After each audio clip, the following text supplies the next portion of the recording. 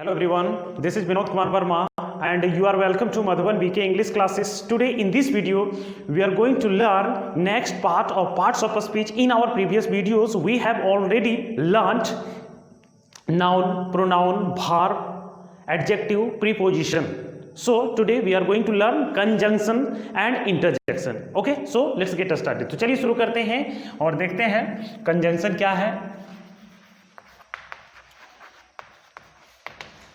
तो सबसे पहले जानते हैं कंजंक्शन का definition. What is a conjunction? आखिर कंजंक्शन होता क्या है?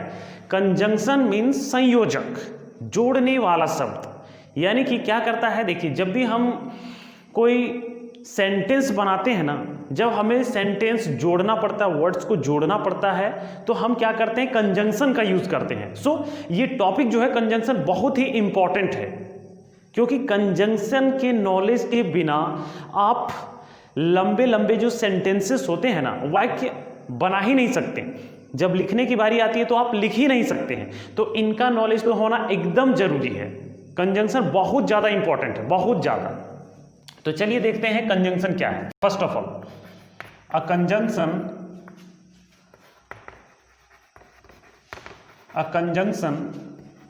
Is a word. A conjunction is a word which joins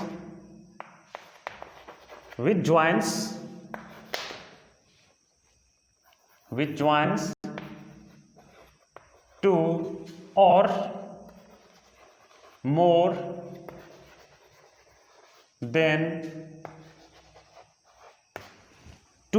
more than two words, phrases, clauses और sentences. समझिएगा क्या कहता है. A conjunction is a word which joins two or more than two words, phrases, clauses और sentences. यानी कि conjunction एक शब्द होता है जो क्या करता है, वो दो या दो से अधिक शब्दों को, फ्रेजेस यानी कि शब्दांशों को, क्लाउजेस यानी कि वाक्यांशों को और सेंटेंसेस यानी कि वाक्यों को जोड़ने का काम करता है, दो या दो से अधिक. ओके, तो कैसे, तो चलिए समझते हैं इसे हम एग्जाम्पल के जरिए. ठीक है, कुछ एग्जाम्पल लेते हैं और एग्जाम्पल के जरिए हम समझने का प्रयास करते हैं कि आखिर कंजंक्शन है क्या, और वो सेंटेंसेस में यानी कि इंग्लिश में हम उसे यूज कैसे करते हैं, और इनके यूज के जरिए हम कैसे लंबे लंबे सेंटेंस लिखते हैं, सेंटेंस को बड़ा कैसे कर सकते हैं. आप देखते होंगे कभी कभी क्या होता है, इंग्लिश जब पढ़ते हैं ना, प्राय क्या होता है, एक सेंटेंस जो है 3, 4, 5 लाइन्स के मिल जाते हैं, ऐसे मिल जाते हैं ना. तो बस ये खेल होता है कंजंक्शन का. कंजंक्शन के द्वारा ही आप वैसा कर सकते हैं. If you don't have the knowledge of conjunction, that means you won't be able to write and speak long sentences. okay, तो चलिए ये पढ़ने के बाद आपको जो है ये चीज क्लियर हो जाएगा. देखिए एग्जांपल लेते हैं, इसका अर्थ समझते हैं. Ram and Shyam. Ram and Shyam are playing. इस सेंटेंस को आप ध्यान से देखिएगा. जैसे कि इसका जो डेफिनेशन बताया उस हिसाब से हमारा जो है सेंटेंस काम करेगा, है ना. Ram and Shyam are playing. Ram और श्याम खेल रहे हैं, है ना. इसमें देखिए आप जब इसे एनालाइज कीजिएगा ना सेंटेंस को, तो आपको इस तरह से मिलेगा कि Ram is playing, Shyam is playing. होता है ना. अगर हम उसे तोड़ के बनाएंगे तो कैसे होगा कि राम इज प्लेइंग, राम खेल रहा है, श्याम इज प्लेइंग, श्याम भी खेल रहा है, यानी कि श्याम खेल रहा है. अब जब हम दोनों सेंटेंस को अगर एक ही में बोलना चाहें, एक सेंटेंस बनाना चाहें, तो ये होता है कंजंक्शन. कंजंक्शन की मदद से ही आप ऐसा कर सकते हैं. कंजंक्शन जो है हमारा एंड जो है यहाँ क्या है, here and is a conjunction. It is working like a conjunction. Actually conjunction है. यहाँ देखिए क्या कर रहा है, ये जोड़ने का काम कर रहा है. किसे जोड़ने का, राम और श्याम को जोड़ रहा है. समझिएगा कैसे जोड़ रहा है. तो ये क्या कर रहा है, दो वर्ड्स को जोड़ रहा है. राम क्या है हमारा, this is a noun. Shyam is also a noun. Here it is working like a subject. ये किसके रूप में काम कर रहा है? सब्जेक्ट। आप देख सकते हैं ये जो राम है वो भी सब्जेक्ट है और ये सब्जेक्ट, तो दोनों क्या किया? समान वर्ड्स को जोड़ा, है ना? देखें ना ये चीज, ठीक है। चलिए लेते हैं दूसरा एग्जाम्पल और समझते हैं। देखिए दूसरा एग्जाम्पल इसका,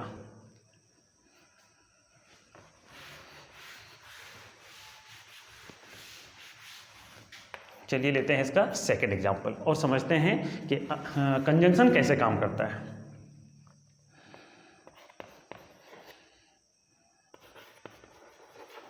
द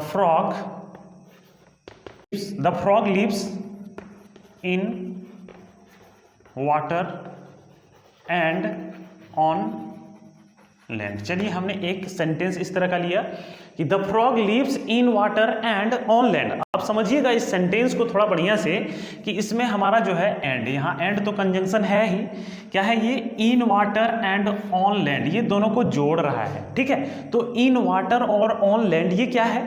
ये दोनों सेम है। ये भी एक हमारा फ्रेज है, ठीक है। ये फ्रेज है और ये भी हमारा एक फ्रेज है। ये क्या है? शब्दांश है, ठीक है। शब्दों का अंश होता है, ठीक है। तो ये देखिए दोनों एक ही चीज को जोड़ रहा है। आप ध्यान दीजिएगा।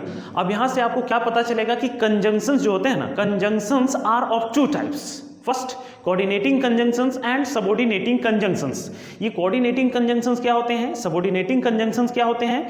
तो देखिएगा कोऑर्डिनेटिंग का काम क्या होता है। कोऑर्डिनेटिंग मींस कोऑर्डिनेटिंग कंजंक्शंस जो होते हैं उनका प्रयोग हम लोग क्या करते हैं, ये दो समान रैंक्स वाले, दो समान श्रेणी वाले शब्दों को, दैट मीन्स वर्ड्स को, फ्रेजेस को, क्लाउजेस को और सेंटेंसेस को जोड़ने का काम करता है। तो here you can see in this sentence, ये जो है हमारा इन वाटर और ऑन लैंड, ये दोनों सेम चीज है ना। बोथ आर फ्रेजेस, दोनों फ्रेजेस हैं, तो दोनों समान वर्ड्स को जोड़ रहे हैं, इसलिए हम कह सकते हैं and is a coordinating conjunction. Okay, तो एंड जो है कोऑर्डिनेटिंग कंजंक्शंस के रूप में काम कर रहा है, ठीक है। इसी तरह बहुत सारे कोऑर्डिनेटिंग कंजंक्शंस हैं, एंड आते हैं और, नॉर, एट, सो, इस तरह करके जो है कोऑर्डिनेटिंग में आते हैं, ठीक है। अब जब हम देखिए, अभी तो फिलहाल हम लोग बस कंजंक्शन का ओवरव्यू पढ़ रहे हैं ना पार्ट्स ऑफ स्पीच में। जब इसके काइंड्स को हम लोग पढ़ेंगे, कंजंक्शंस बहुत प्रकार के होते हैं, है ना। इसका जो है इसमें भी आएगा आपका, उसके बाद सबऑर्डिनेटिंग पढ़ेंगे तो उसमें भी आएगा, तो उसका डिटेल, क्योंकि कंजंक्शन उतना आसान नहीं है, बहुत सारे इसमें कंजंक्शन, बहुत प्रकार के कंजंक्शंस है, ठीक है। 50 से भी 60, 70, 80 मिल जाएंगे आपको कंजंक्शन, जो वर्ड होते हैं जोड़ने वाले। अगर आप उनके बारे में जान जाएंगे, उन्हें सीख जाएंगे, तो आपको बहुत ज़्यादा हेल्प हो जाएगा इंग्लिश में। तो चलिए देखते हैं, अभी तो फिलहाल हम लोग बस ओवरव्यू ले रहे हैं। अब देखते हैं ये क्लाउजेस कैसे जुड़ता है, ठीक है, और सेंटेंसेस। ये तो हमने एग्जांपल लिया, not only Ramesh, not only Ramesh but also, not only Ramesh but also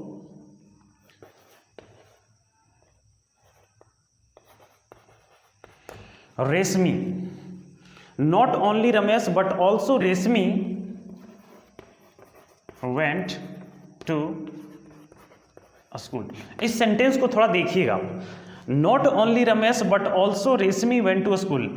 ना केवल रमेश बट ऑल्सो मीन्स बल्कि रेशमी भी, है ना, स्कूल गई। ओके, यानी कि दोनों गए। तो इसमें आप देखिएगा कि नॉट ओनली जो है, नॉट ओनली और ये बट ऑल्सो क्या है हमारा यहाँ कंजंक्शन है, क्योंकि ये क्या कर रहा है, ये दोनों समान वर्ड्स को जोड़ रहे हैं, रमेश और रेशमी। जैसा कि हमने फर्स्ट सेंटेंस में देखा, नाउन नाउन को जोड़ा, तो उसी तरह यहां भी है, ठीक है। तो यहां हम कह सकते हैं नॉट ओनली और बट ऑल्सो जो है एक कंजंक्शन है, और ये कोऑर्डिनेटिंग कंजंक्शन, कोऑर्डिनेटिंग, कोऑर्डिनेटिंग का मतलब ही वही होता है समान श्रेणी वाले शब्दों को, है ना, जोड़ने का काम। शब्द हो सकता है, फ्रेजेस हो सकता है, क्लाउजेस, सेंटेंस सब आ सकता है, ठीक है। तो चलिए और एग्जाम्पल लेते हैं, देखिए, his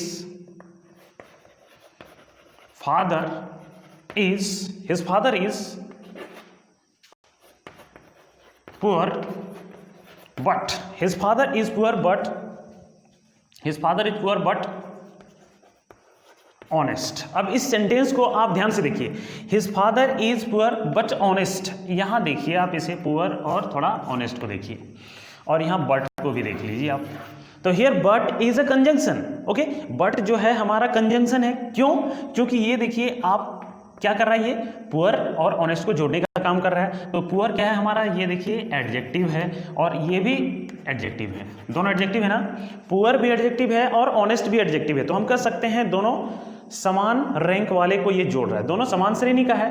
अब अगर इस तरह से आप तोड़ सकते हैं ना, सेंटेंस को अगर तोड़िएगा तो क्या होगा? His father is poor, his father is honest, दो अलग अलग सेंटेंसेस में विभाजित हो जाएंगे, तो उसे ही जोड़ने का काम कर रहा है यहाँ, दो अलग अलग सेंटेंसेस है ना।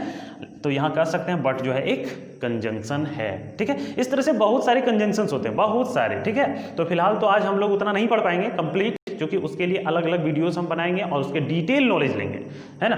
तो चलिए आगे देखते हैं, थोड़ा देख लेते हैं सबऑर्डिनेटिंग वाला। ये तो हमने देखा कोऑर्डिनेटिंग, कोऑर्डिनेटिंग समान श्रेणी वाले।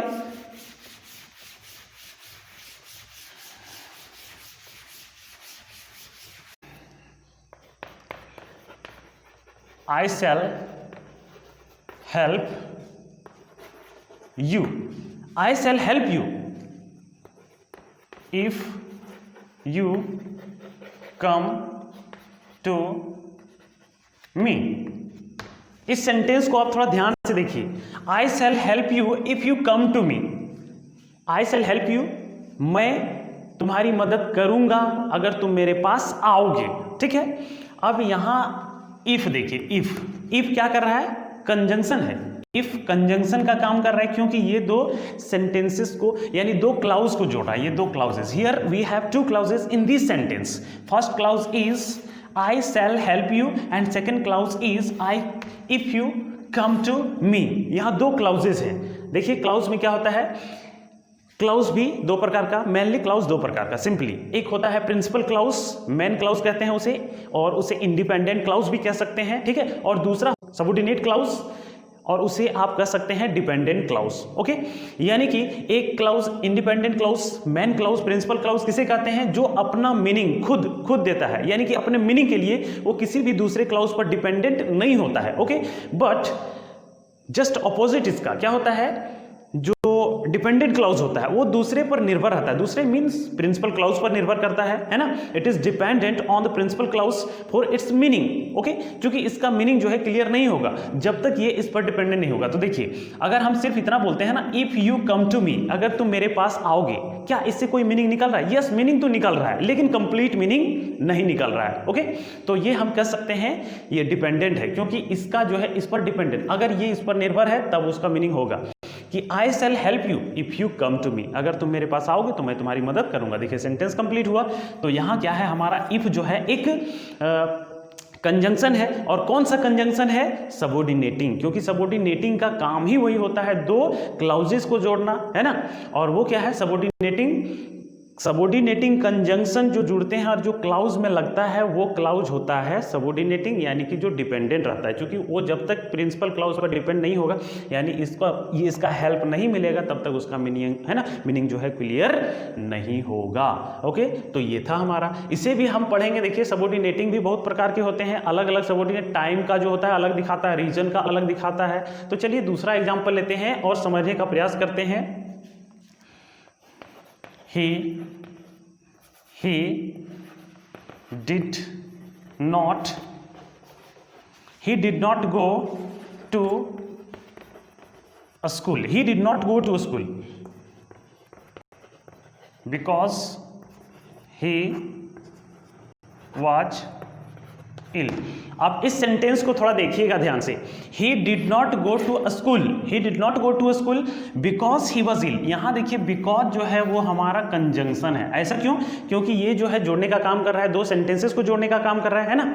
यहाँ भी कर सकते हैं, दो क्लाउज है, एक तो है हमारा he did not go to a school, ये कंप्लीट मीनिंग दे रहा है ना। देखिए he did not go to a school यानी कि वह स्कूल नहीं गया, कंप्लीट है मीनिंग, खुद से अपने आप में कंप्लीट है। बट अगर हम इसे बोलते हैं because he was ill, क्योंकि वह बीमार था, तो क्या ये कंप्लीट है? नहीं, ये अपने आप में कंप्लीट नहीं है। मीनिंग तो दे रहा है बट नॉट कंप्लीट मीनिंग, तो हम इसे कह सकते हैं सबऑर्डिनेट क्लाउज, ओके। क्योंकि सबऑर्डिनेट क्लाउज को जोड़ने वाला कंजंक्शन जो होता है वो सबऑर्डिनेटिंग कंजंक्शन होता है। तो यहाँ here our because is a subordinating conjunction, okay.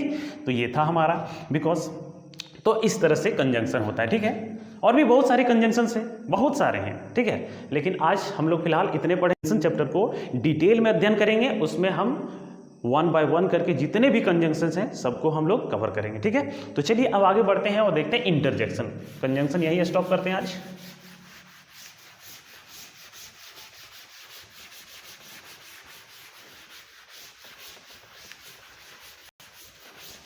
Interjection, okay, ये कोई खास ज्यादा नहीं है। इंटरजेक्शन जो है, इंटरजेक्शन, ओके, इसका सबसे पहले definition, what is an interjection, okay. तो an interjection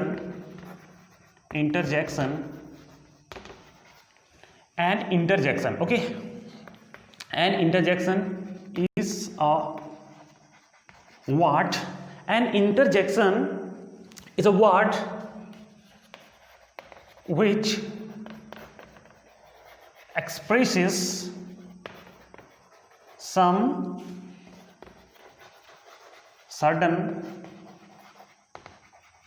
sudden feeling or emotion of our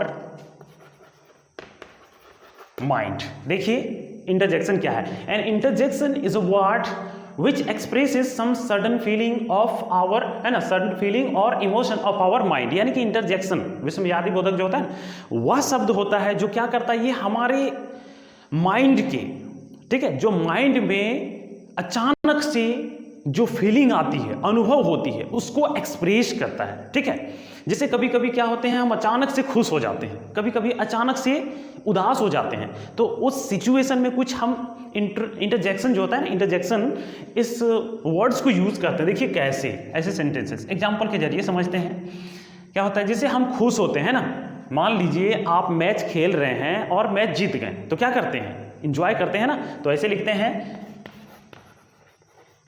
hurray hurray we have on the match. इस तरह से hurray we have on the match. Hurray is used to express joy, happiness, okay. Hurray को क्या करते हैं, Joy, खुशी, आनंद जाहिर करने के लिए यूज करते हैं। जैसे मान लीजिए आप उदास होते हैं, कोई चीज हो जाता है, यानी किसी की डेथ हो जाती है, किसी की मृत्यु हो जाती है, तो that time we use alas, okay, इस वर्ड का प्रयोग करते हैं, अल्लास। सी इज डैट। देखिए अल्लास जो है, अल्लास वर्ड ये यूज होता है, सी इज डैट, किसके लिए, टू एक्सप्रेस सॉरो, यानी कि दुख को जाहिर करने के लिए। तो इस तरह से यूज होता है इंटरजेक्शन। और भी बहुत सारे हैं, लेकिन ये बहुत ज़्यादा खूब ज़्यादा यूज नहीं होता है, ठीक है। तो इतना ही है। तो चलिए आज तक के लिए था हमारा इतना। अगर वीडियो आपको अच्छा लगा हो तो आप वीडियो को लाइक कर दीजिए, और अगर आप चैनल में पहली बार आए हो तो चैनल को सब्सक्राइब करिए और बेल आइकन को प्रेस कर दीजिए ताकि वीडियो का नोटिफिकेशन सबसे पहले आपको मिले। Okay, that's all for today, see you tomorrow in the next video. Thanks for watching this video.